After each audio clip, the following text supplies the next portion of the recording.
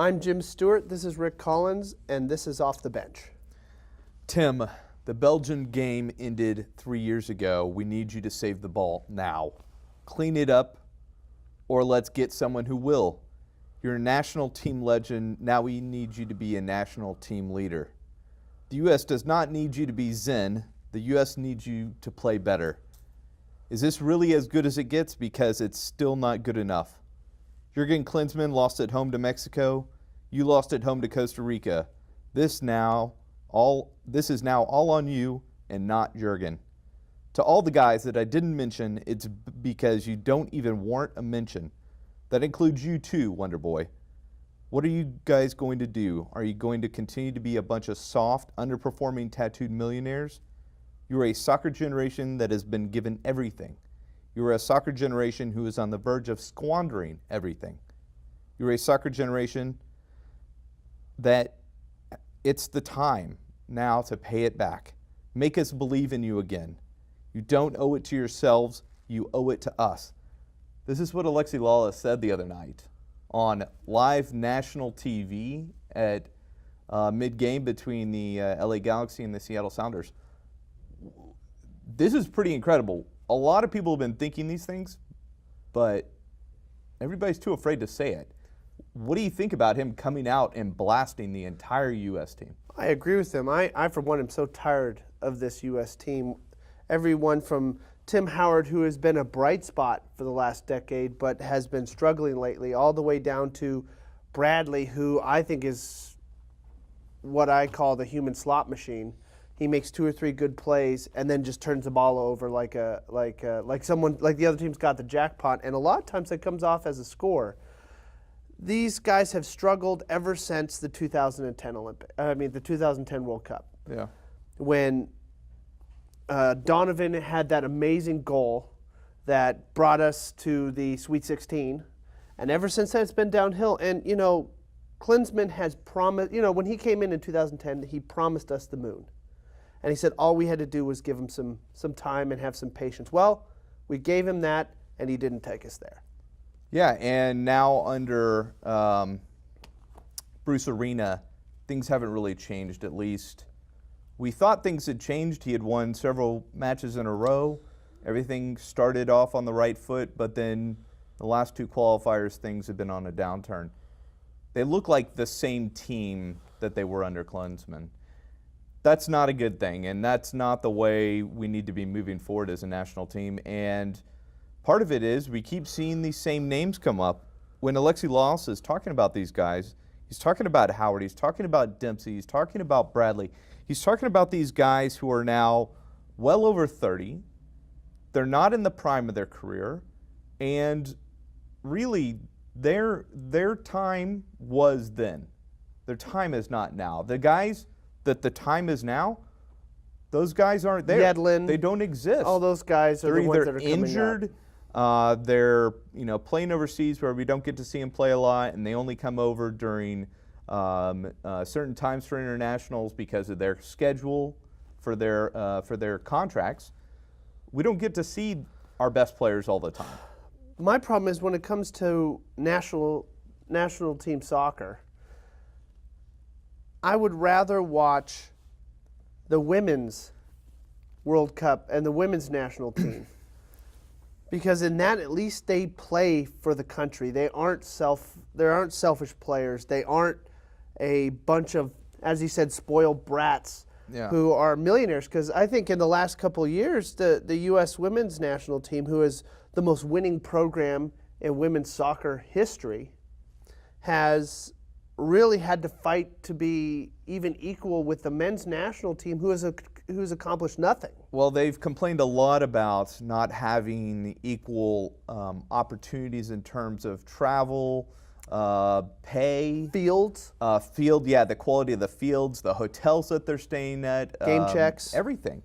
And so I agree with you. I think there's definitely a disproportion amount of money going towards the men's national team program. And it's not warranted, because the women's national team is what made soccer big in the U.S. If you do not remember, because it was a long time ago, the 1999 and the early 90s World Cups, and the Olympics with Mia Hamm and that crew, where they are the ones that really inspired a nation to love soccer.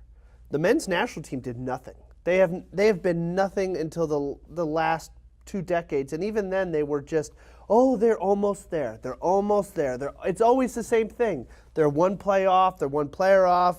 Next 5 years, next Olympics will be better. And it hasn't happened. It's actually regressed. No, and if we look at just, hey, let's look at where their struggles are. They're really all over the field right now. They have good quality players in certain positions, but in general, it's been a struggle. Defensively, right back, if Yedlin's not healthy, they're in trouble. There's no depth on this team whatsoever. And they feel out of position.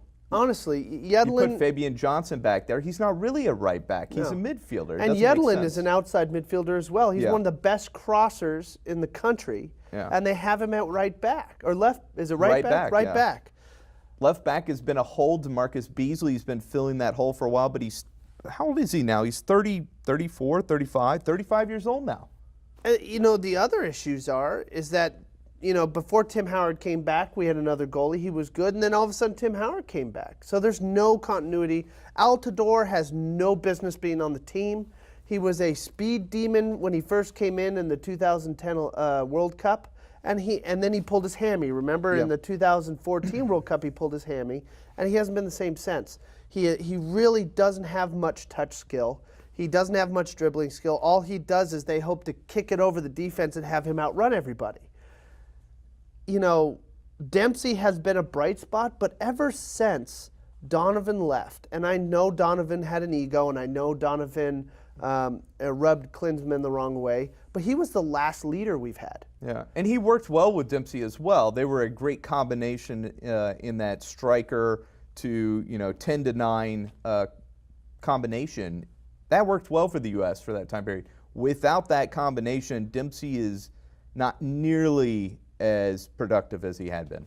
Because the other threat isn't there anymore. Yeah. They rotated roles of cleanup scorer or main scorer almost play by play when it came to Donovan and Dempsey. Now that Altidore's there, and Altidore's not there all the time, he's injured a lot. And with Altidore there, they don't have to worry too much about his one-on-one skills. They have to worry about Dempsey. Yeah. Dempsey is probably, not anymore, but when he was at his prime, he was the biggest scoring threat we had. He's not there anymore. He's the one that personifies the whole spoiled brat player You think on he our was team. talking about the tattooed millionaires? You think it Yes, was Dempsey that was he was Dempsey. pointing towards? I think there's been a lot of, just like every team, just like FIFA in general, there's a lot of politics in this game. Bradley should have been gone a long time ago. He's been the bane of my national team existence. You've seen it. We've been in games. I can't stand the man. It's not that he's not a nice guy. It's not that he's just a jerk. He's probably a really nice guy and a good teammate. He makes such horrible decisions on the field, and that's where it comes down to. It's not his skill. He is good placement on the ball. He just makes horrible decisions most of the time. And what kept him in play was the fact that he had Jermaine Jones behind him to clean up a lot of his messes. And right now, they don't really have anybody. Kellen Acosta is the guy they think will take that role, but he hasn't played nearly as well on the national team level as he has been playing for FC Dallas. I don't know. I think the experiment of MLS is getting better, but it's still an experiment. These players... They look really good in MLS games. Yes. Really good in MLS games, but then they get to the national team level, and it's a totally different level. And we drink our own Kool-Aid in a way. We get these players and we go, oh, we think our level of play is the same as Premiership. Because we don't compare them right next to each other. And what happens is these older players, like what's his name from England that went over to the Galaxy? Beckham. Beckham came over, played 3-4 years with the Galaxy, and we thought, man, we're at the same level. He was a shell of himself. These guys come in at an older age to come retire in the U.S. That's what they want to do. That's why they come here. That's why someone like Ronaldo is talking about coming to the U.S. and playing for the Galaxy, because they want to end up being here. And also we need to get some of the younger guys in. Pulisic needs to get in there. Leggett needs to get in there. Nagbe needs to get in there. But they haven't figured out how that all works together, and they're going to need a lot of time to figure it out because right now it's not working. And it's qualifiers, unfortunately. And unfortunately for us, we don't have enough time to go over all the problems and solve it for them on this show. So when we come back, we'll be talking NBA next.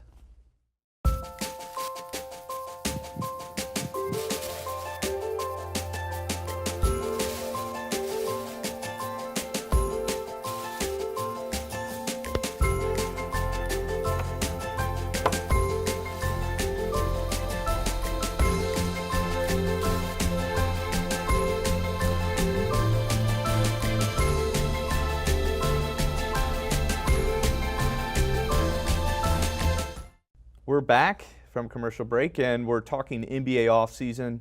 Right off the bat, obviously, the biggest news was Kyrie Irving going to Boston. And after Gordon Hayward getting signed by Boston, this was a huge pickup for them. And it wasn't just the Kyrie going to the Celtics that was the story. Really story. It was the back and forth drama of the Cleveland Cavaliers going, oh, now we don't have enough. Don't have enough. We need another pick. We need another piece. And they had like 24, 48 hours to cancel the deal, and they didn't because Isaiah Thomas had a hip issue. Yeah, and they knew that. Everybody knew that he had a hip issue this last year, and going into this year was maybe going to be an issue. But I think there was certainty that he was going to play, whether he had an issue or not. Would it diminish the quality of his play? We're not really sure. I don't think it will. The Cavs were trying to get assets. That's what it comes down to. And we've had this discussion before. We think it's pretty much a wash, the give and take of the Celtics and the Cavaliers. The Cavaliers got Isaiah Thomas and Jay Crowder, and they got Baltimore, and they got the Brooklyn Nets pick, and they also got Zivic, who could end up being a pretty decent player. He was playing in, I think it was Latvia, and was scoring a lot. And that's not a terrible league. It's not a great league, but it's not a terrible league. And he could be something. We'll see. And now we have learned recently, I think it was today, that Dwayne Wade has now signed with the Cavs. Now, I think that really does bolster the lineup for the Cavs to really have the star power to possibly now compete with the Warriors in the finals. I mean, the last year, the team around them were all shooters, no defense, and when shooters go on a cold streak, there's nothing you can do about it. They can't create their own shot. And if you can bring in Dwayne Wade at the end of games to make some buckets, you don't have to count on him to be your starting shooting guard or starting playmaker. I think that's where Dwayne Wade now at his age is going to have some advantages coming off the bench. Yeah, Dwayne Wade will get you between 15 and 19 points a game. I know that's a big vary, but it depends on what they want to put, what load they want to put on him. Yeah. You know, once I see him getting into the 19 to 21 point range when they get into the playoffs, when they get closer to the Golden State Warriors, I think they're going to rest him a lot during the year, make sure he's not rusty. But I think there's going to be a lot. There's going to be a lot of the same next year. I do think that does this regular season mean anything? Yeah, I think we're getting pretty close to there being an all-out rebellion from the fans. These players, if they can't last 82 games, why have 82 games? Well, they already talked about changing some of the rules within the NBA structure so that things like San Antonio resting all their star players down the stretch doesn't happen. So there's already thoughts that, hey, the reason people are upset is we know that the regular season doesn't mean a lot, but also that the teams are just going to rest their good players knowing that each game doesn't really mean a whole lot. I really think that you can do a little bit more than that as well. I think if a player sits, I think it should hurt their average for the year. If they do not play, it doesn't just not go on the record at all. I think it should come as a zero. As a 0-0, wow. Okay. So what happens is if they averaging 24 or 28 points a game and then they have 5 or 6 or 7 games a year that have zeros, that's going to bring their average way down. I think that affects their ability to go into the All-Star. That affects their stats for their career. I really think that would make a change. Now, the players will obviously throw a fit about that. But I think the NBA needs to learn a little bit from the NFL. We're going to have to create a section of our program devoted entirely to Jim's rules for sports that you've made up. So also moving on from the Cavaliers and the NBA in general, let's look at the Mavericks and what they did during the offseason. And is this an offseason to forget? I don't think so, because you did pick up one of the best point guards in the draft. But outside of that, free agency was pretty much a zero game for them. We were thinking coming in, we get our number 9 pick, which at the time didn't know what it was, but we thought, hey, we're going to sign Nerlens Noel to a long-term contract. deal. We'll have a very strong core coming through into this new season and beyond. And when we bring this pick, which they think was either going to be the Finnish sniper, or it was going to be Lauri Markkanen. Yeah, Lauri Markkanen, or it was going to be the or we thought it was going to be Frank. Nicolina. I just butchered that name. Yeah, Nicolina that went to the New York Knicks. I really think that we got a steal, and everybody thinks the same thing. We got a steal. I cannot believe Dennis Smith Jr. dropped all the way to number 9, and what it was is the injury concern. They were scared that his knee was not going to hold up, and in today's world, an ACL doesn't mean as much as it used to be because they can repair those things pretty well. Yeah, and then also I think he had some, let's just call them behavioral issues in the locker room, and then I think off the court. But nothing that was significant enough that got him in trouble. It was more of just bad behavior. Let's just call it bad behavior. I do believe that we're going to be fine this year. I do think this core is going to thrive. Now, I am kind of nervous if Noel is going to stay. I think there's been a bit of a bad taste in his mouth.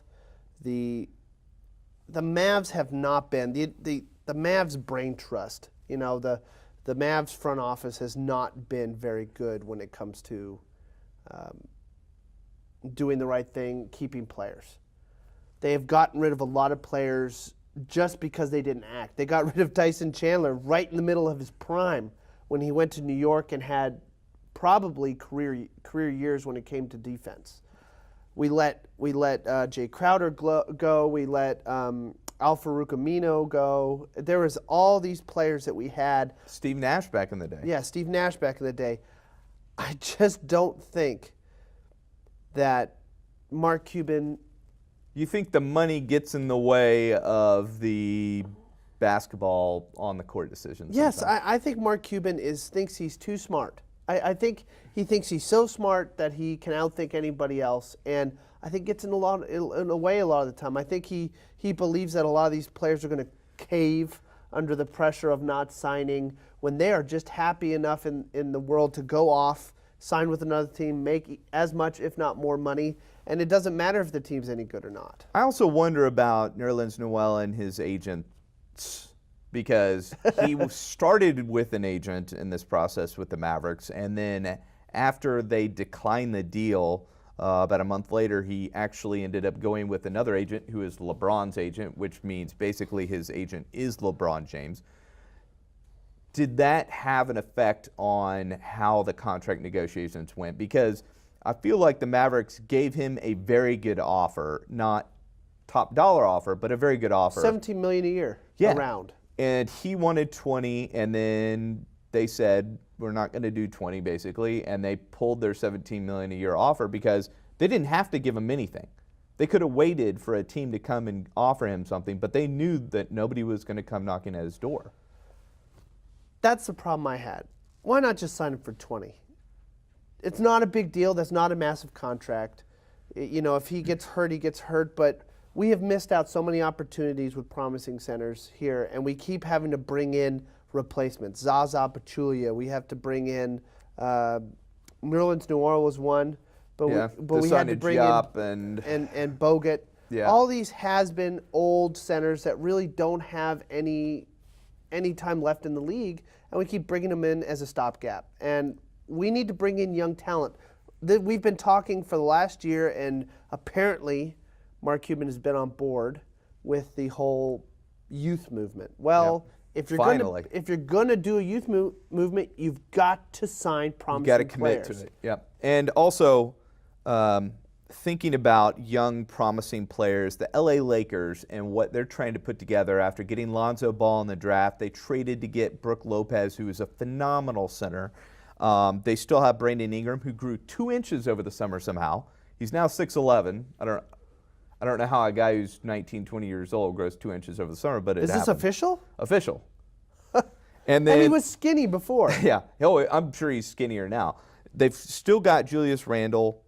Are they able to recruit Paul George, Russell Westbrook, LeBron James, some kind of combination of those guys over the summer? Because there's a lot of talk that those guys are talking about LA and the potential of going there. Does it even make sense to recruit those guys? Because that's really kind of ignoring the youth movement that you are already going with. As Colin Cowherd said, I believe LeBron James is in his mogul phase. He's tried after his rings. He's probably won all the rings he's going to win unless he really, this team that they're assembling now really takes off. I think this is a one-year wonder team. I don't think a lot of these players are going to stay. And I believe LeBron James leaves after this year. He's ready to go Jay-Z. Yeah. I think he's going to go try to build his worth as much as he can. The second he leaves Cleveland, it's going to drop the value. I think he's going to take some. Discounts to go there so that he could bring in Paul George and attempt to get Russell Westbrook. I don't think. And that would be amazing. That would bring back Lakers Showtime basketball. And after this break, we're going to end up talking about NFL, our power rankings after week 1.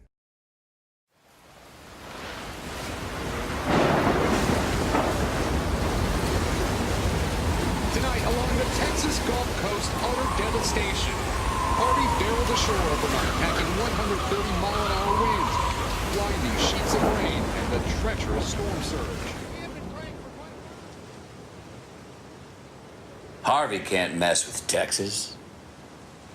So donate now to help make Texas whole again.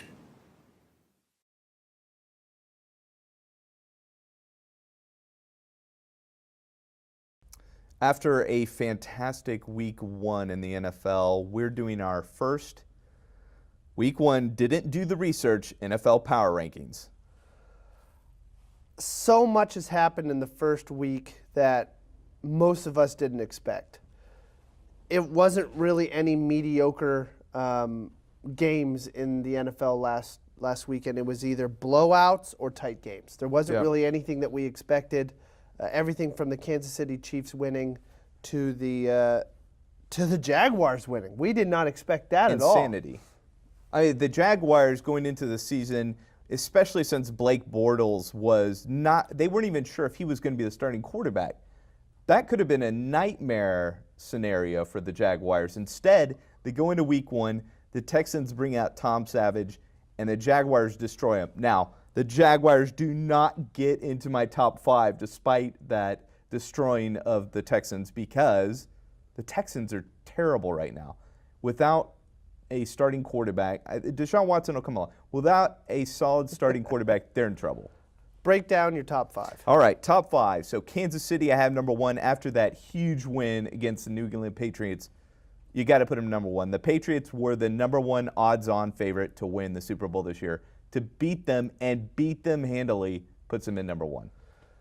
I have Green Bay. Same with all the experts out there. But that's just because I'm a homer and they have the best quarterback in the league. And I like their win, and I put them at number 5 in my rankings. We'll find out more, I think, this weekend against Atlanta. If they go out and pound Atlanta, I agree with you. I think they would move up my rankings.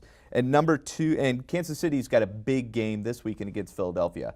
So if they can win handily at home against Philadelphia, they prove their worth because that's 2 good teams in a row, 2 teams I have in the playoffs that they would be beating in week 1 and week 2. Number 2, I've got Minnesota after just a demolition derby that they put up the other night.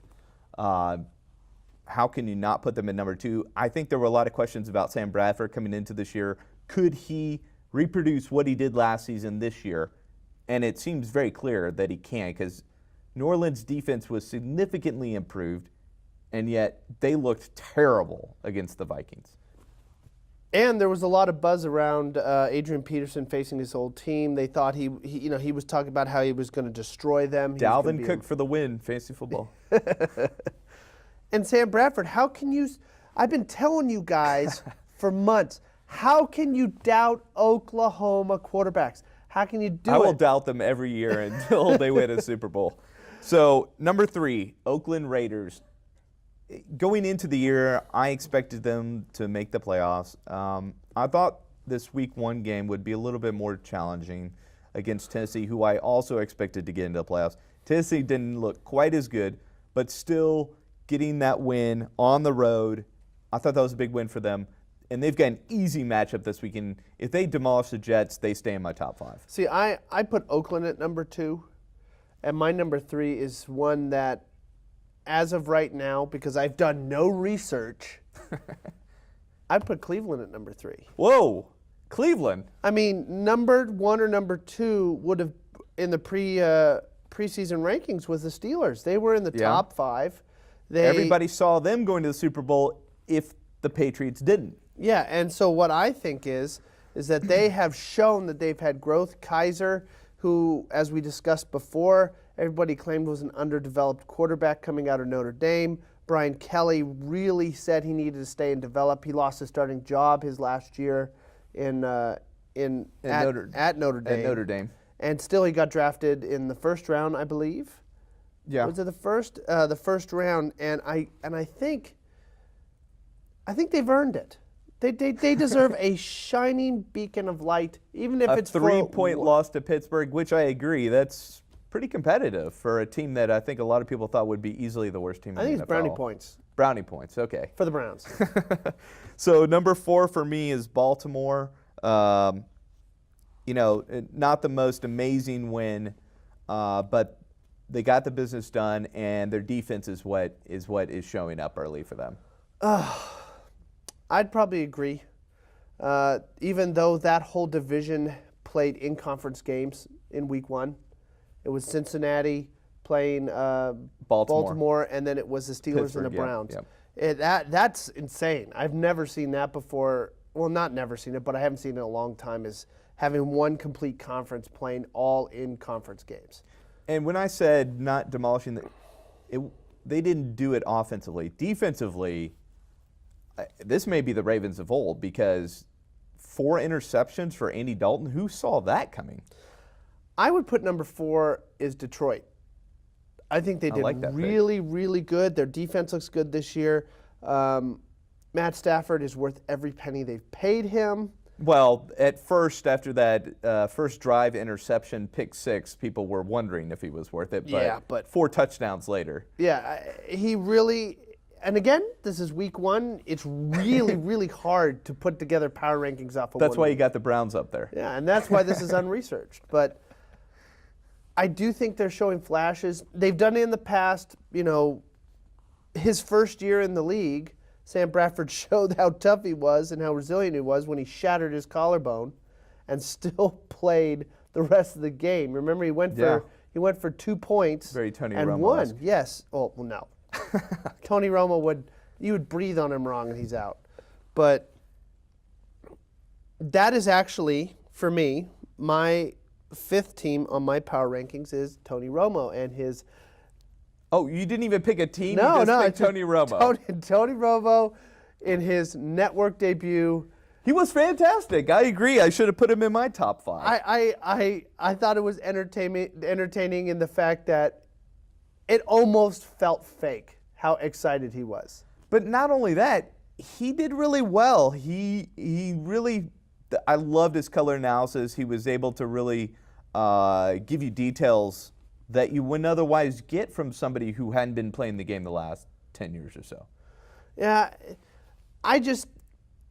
his verbiage was weird, but it was his first time in the booth. I think he did an adequate job. That's why I have him at number 5. Okay. And adequate is good for never having done broadcast at all, and the first time you do it's on national TV in a big game for is it NBC or is it CBS? CBS. So I have your homer pick as my number 5, and that's Green Bay. And you know, a good win. You got a good win against a good rival team. Over the top defense in the league. Obviously, they didn't run rampant over them, 17 points, but they only gave up 9. And I do have Green Bay as one of my defenses, and I think they're a sneaky pick defensively to have a good year. And you're just doing that because you drafted that. I don't know what you're talking about. So I think offensively and defensively, if they can weather the storm in terms of injuries. I think they are a pick to go to the Super Bowl this year. Yeah, I think Atlanta's in trouble. I agree. They are not opening well. They're having the same problems the Cowboys had when it comes to opening a new stadium and having a good record in a new stadium. I personally think that they should have opened that new stadium with the new MLS team for Atlanta. They probably would have been a better opener. But, I think this has been a great first top 5 pick for power rankings. I threw in a couple curveballs. Tony Romo, Browns. Not bad. We'll see how it goes next week, because I think it'll balance out next week. We won't see the Browns or Tony Romo. There'll be a little bit more research just at that point. Yeah, just a guess. So I had Dallas and Detroit as my sneaks to maybe get in the top 5 next week, depending on how things go. Bottom 5, real quick. I've got the Giants at 28. They've got Detroit coming up, but they just laid an egg against the Cowboys. They should have run the ball more. 10 rushes by your running backs. That just, embarrassing. It was bad. And everybody picked them to win the NFC East, and they were terrible. I totally agree. They misfired every single cylinder on that offense. The defense was not able to hold back a very balanced, very methodical Cowboys offense. That's exactly how it was. It's not explosive. That's not an explosive I like the defense. methodical, though. That it's was methodical. Very I do think that might be a little high for them. I think they're a little bit lower, but I would start. Well, I don't know, man. There's some bad teams on this list, so I would probably start with. I'd put Indy at the bottom, but I would put. This is not the bottom. San Francisco at number 5. Okay, so San Francisco. So the Giants have Detroit coming up. That'll prove whether they're good or not. Real quick, we'll get through the rest. The New York Jets, which they look terrible, but they scored some points, so that moves them up on my list. They're number 4. Number 3 is Indianapolis, the Colts, as you were saying. They'll win some games. They're not going to be that horrible. But when you're talking about horrible, San Francisco and then Cincinnati. Cincinnati cannot be this terrible, but in week 1 they were. And they didn't score a point. They didn't score a point. Based on these, they're the worst team. Based on these teams, I honestly think it should be tied for 32nd. Or 30th. 3 teams at 30th? Yeah, all of them. There were some very bad performances by a few teams this weekend. And I think we should even add more placements there. I know there isn't that many teams in the NFL. You want to do a bottom 10? Yeah, but I think we should say, this is my bottom 40. These teams are so bad, we shouldn't even have them in there. But starting tomorrow, we'll be reviewing a little bit more on what's coming up this week in week 2 of the NFL, and probably a little bit more of Mavericks preview. Awesome.